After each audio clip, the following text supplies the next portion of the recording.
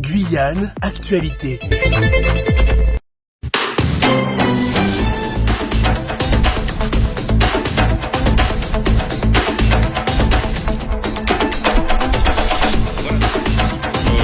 De ce jeudi 16 juin 2022. Nous commençons par les titres avec Arnaud Berry, CRDR. Bonsoir Arnaud. Bonsoir Royan, bonsoir à tous. Dans l'actualité de ce jeudi, surpopulation carcérale et mauvais état, les prisons françaises visées par l'Observatoire international des prisons, tout comme celles en Outre-mer. On en parle dès le début de ce journal. Les salariés de l'OPRF, l'opérateur public régional de formation, toujours en attente de versement de leur salaire. Une nouvelle rencontre a eu lieu hier avec le président de la CTG. Et puis Thomas Pasquet était dans la matinale de Radio Pays autour d'un café et du micro de Victor Zamit. Le célèbre spationaute français est revenu sur la possibilité d'un vol spatial habité depuis Kourou. Et puis en sport, on reviendra sur la performance en breakdance de Danny Dan, sacré champion de France. Objectif, les JO 2024. Et puis l'actualité des législatives, c'est en fin de journal. Retour sur le débat du grand forum de ce midi entre les deux finalistes au second tour dans la première circonscription, Yvan Goua et Jean-Victor Castor. Voici le 18h de la rédaction de Radio Pays. Bienvenue à tous et à toutes. Et vous le disiez en titre, les conditions de détention en France sont loin d'être optimales. L'Observatoire international des prisons a publié ce jeudi un rapport sur les conditions de détention en France et entre surpopulation et infrastructures dégradées, le bilan n'est pas flatteur et cela est même accentué dans les Outre-mer. Florian Royer. Depuis les premiers recours devant la justice, accompagnés par l'Observatoire, 42 établissements pénitentiaires ont été condamnés, dont les 4 situés dans les Antilles-Guyane, à Baie-Mahault, Basse-Terre, Ducos et Remire-Montjoly. Mais la publication de ce nouveau rapport montre que les problèmes sont loin d'être réglés. En 2019, la contrôleuse générale des lieux de privation de liberté alertait déjà sur l'état du centre pénitentiaire de Remire. Elle avait même adressé des recommandations en urgence à 2 ministres. La contrôleuse notait alors des conditions comme la présence de nuisibles, une hygiène désastreuse et l'absence de réfrigérateurs et de ventilateurs. Le taux moyen d'occupation était alors de 125%. En mai 2020, l'État français avait été condamné par la Cour européenne des droits de l'homme pour l'indignité du milieu carcéral et fortement encouragé à prendre des mesures. Les précisions de Florian Royer. Et Covid-19 maintenant, un regain du nombre de cas positifs. Les indicateurs repartent à la hausse. Selon le dernier bilan des épidémiologistes de l'ARS, 1089 cas ont été déclarés positifs en une semaine sur 5121 tests réalisés. Une personne est décédée. Cette augmentation du nombre de cas porte le taux d'incidence à 377 cas positifs pour 100 000 habitants. Et de plus en plus de patients sont hospitalisés. 17 personnes sont prises en charge dans nos hôpitaux, dont 4 en réanimation. Les salariés de l'OPRF ne relâchent pas la pression. Alors que leur salaire de mai n'ont toujours pas été versé et qu'aucune date ne leur a été confirmée, même si un conseil d'administration s'est tenu en urgence hier, mercredi, après leur mobilisation au siège de la collectivité qui avait commencé dès mardi matin avec le déplacement du piquet de grève à l'hôtel territorial. C'est ce qu'explique Didier Agésilas, représentant du personnel au sein de l'organisme de formation en crise. Ces 2 derniers jours ont été vraiment difficiles pour le personnel, vu une situation, comme vous le savez bien, ça fait plus de 2 mois sans salaire, et donc on avait vraiment besoin d'une solution, donc on a été jusqu'au bout. Étant été reçu par le président de la collectivité, on a pu trouver une solution en mettant en place un directeur provisoire justement, et pour pouvoir valider, puisque c'est une histoire de validation de salaire, donc trouver une solution. Et après les décisions qui incombent la structure, on verra par la suite. Pour l'instant, on verra avec le personnel pour le mouvement social où il en est. On va se faire un point avec tout le reste des salariés, parce que même si on a eu des réponses, les salaires sont toujours pas sur les comptes. Didier Agégilas, représentant du personnel au sein de l'OPRF. Et puis pour Gabriel Serville, le problème était dû à l'ancien directeur de l'organisme de formation. L'écoute. La situation s'est forcément apaisée puisque nous avons pris le temps hier après-midi de tenir une réunion de travail avec les salariés. Nous leur avons expliqué qu'il n'y avait chez nous aucune volonté de mal faire, il n'y avait pas d'acrimonie, il n'y avait aucune méchanceté, contrairement à ce qui a été dit sur les médias par un certain nombre de personnes qui avaient certainement intérêt à faire de la récupération politicienne de ce dossier-là. Et donc, on a bien compris, et les agents ont parfaitement compris la chronologie de cette affaire, ils ont parfaitement compris les aspects techniques qui constituaient les blocages. Et à partir de l'instant où on a été en capacité de se mettre autour d'une table pour se parler sans hurler, sans crier, eh bien, on voit aujourd'hui que la discussion se poursuit très calmement et que les solutions, nous arrivons effectivement à les co-construire. Des réactions recueillies par Samir Mathieu. L'interview de Thomas Pesquet sur Radio Pays, c'était ce matin. De passage en Guyane, le célèbre astronaute français était sur Radio Pays pour répondre aux questions de Victor Zamit ce matin. C'est la deuxième fois que Thomas Pesquet met les pieds en Guyane pour parler de conquête spatiale et de science au grand public, avec un programme digne d'un ministre. Pas une seconde à lui afin de rencontrer le plus de personnes possible et peut-être créer de nouvelles vocations chez les plus jeunes. Alors décollera-t-il un jour de Kourou pour aller sur la Lune? Actuellement, le CSG n'envoie pas d'hommes dans l'espace, on le sait, mais cela pourrait peut-être changer dans les années qui viennent.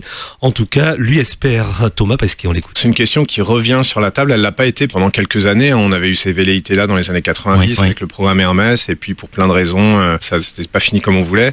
Et là, l'Europe est à un stade un peu plus avancé. Et puis évidemment, les conditions géopolitiques font que, voilà, ici en Guyane, on avait des ingénieurs russes qui permettaient de lancer des Soyouz. Du jour au lendemain, ils sont partis. On s'est retrouvé avec cette capacité en moins. On s'est dit, ce serait quand même pas mal qu'on soit parfois un peu plus maître de nos affaires. La coopération, c'est très bien, et évidemment qu'il faut en faire pour aller plus loin. Pour moi, ce serait depuis la Guyane française sur un véhicule européen, c'est sûr que ce serait une grande fierté. Après, évidemment, il va falloir voir ce que ça implique en termes de budget, de temps de développement, etc. Ça demanderait pas mal de modifications, sans doute une modification du lanceur lui-même. Les boosters à poudre, c'est pas idéal pour les vols habités parce qu'on a besoin d'une sécurité, on a besoin d'arrêter la propulsion à tout moment, de s'éjecter. Ça demande à modifier un petit peu le pas de tir existant parce qu'il faut pouvoir accéder quasiment jusqu'au dernier moment à la capsule qui sera en haut de la fusée. Et puis surtout, il faut pouvoir, en cas d'urgence, ça commence à brûler en dessous, peut-être doucement, ramener le pas de tir, sortir. Donc il y a pas mal de modifications, mais c'est pas impossible. Une interview de Thomas Pesquet à retrouver en intégralité sur la page Facebook et YouTube de Radio Pays. Et dans l'actualité, dans le reste de l'actualité, des agents de la CEMOP ont exercé à nouveau leur droit de retrait. Ce qui a engendré des perturbations ce mercredi sur le réseau de l'Aglobus. Seuls 3 bus ont quitté le dépôt ce matin. Le syndicat CFTC-FO assure que les mesures de sécurité qui devaient être mises en œuvre par la direction n'ont pas été appliquées. Aucun bus ne circulera jusqu'à nouvel ordre, indique le syndicat. Et un autre mouvement de colère, cette fois-ci dans l'Ouest. Un appel à la mobilisation a été lancé pour occuper demain, vendredi, le chantier de la CEOG, la centrale électrique de l'Ouest guyanais, au PK 245 sur la RN1. Les peuples autochtones de Guyane sont debout, peut-on lire sur un flyer. On rappelle que les habitants et le chef coutumier de Prospérité demandent à ce que un autre remplacement soit trouvé pour ce projet de centrale. Allez, parlons danse maintenant avec Danny Dan, sacré champion de France de breakdance à Bordeaux. Oui, le Saint-Laurentais a de nouveau remporté le titre de champion de France de breakdance à Bordeaux le week-end dernier, ce qui l'envoie directement au JO de Paris 2024, discipline qui fera d'ailleurs son entrée pour la première fois dans cette compétition internationale. Une fierté pour Danny Dan de porter au plus haut les couleurs de la Guyane. On l'écoute. À chaque fois, c'est un titre que j'ai rajouté dans mon palmarès parce que j'ai été champion du monde en 2010. Ah oui, c'est ça. Oui. Et après, rajouter un titre, c'est encore plus savoureux. Donc à chaque fois, je mets en avant l'outre-mer, la Guyane surtout. J'aimerais bien qu'il y ait une suite, qu'il y ait une relève qui vienne, qui puisse s'appuyer sur moi pour essayer d'avoir ma trajectoire, essayer de suivre ma trace et aller plus loin même. C'est savoureux de porter le drapeau vert et jaune. Donc moi, si je le fais et je vais le faire encore. Il y a 2 compétitions qui vont arriver, donc là j'ai déjà commencé à préparer les Jeux Olympiques pour 2024. C'est à Paris en plus. J'espère qu'il y aura beaucoup de monde. Il y aura des Français qui seront là. Surtout, j'espère voir beaucoup de Guyanais qui vont venir supporter, me donner la force et puis pour remporter une médaille. Danny Dan, champion de France de breakdance au micro de José Blaisès. Radio Pays, la suite du journal Arnaud Béhari, Lol-Sirdel. Et comme chaque soir depuis le début de la campagne électorale, on ouvre notre dernière page spéciale législative 2022. Et la campagne officielle de l'entre-deux tours touche à sa fin. Ce soir, à partir de minuit, plus de messages sur les médias concernant les élections législatives. Ce midi, les deux candidats sur la première circonscription avaient donc un dernier instant pour convaincre les électeurs dans le débat de Radio Pays. Yvan Ngoua, la porte-parole de l'association Trop Violence, a bien conscience que sa parole publique est entendue par les jeunes et les moins jeunes. On est observé, on sera observé sur notre constance et notre parole en fait publique. J'entends beaucoup parler de respect.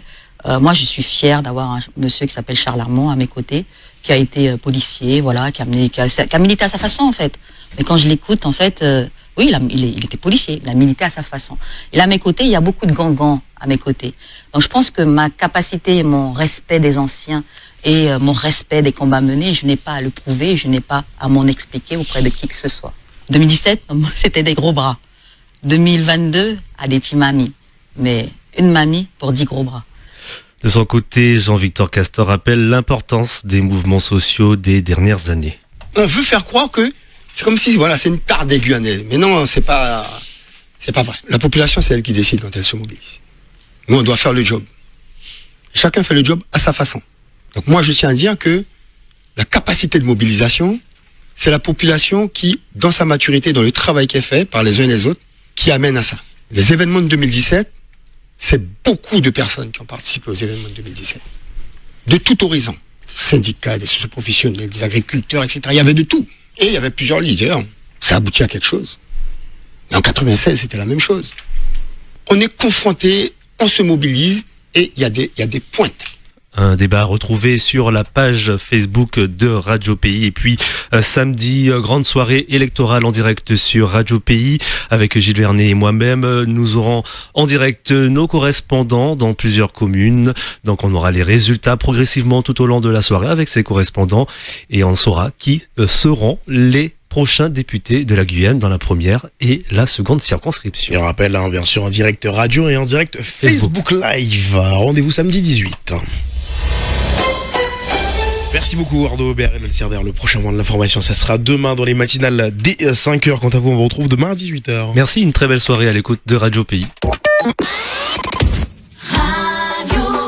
Outremernews.fr, le site de l'actualité Outre-mer, 24h sur 24 et 7 jours sur 7.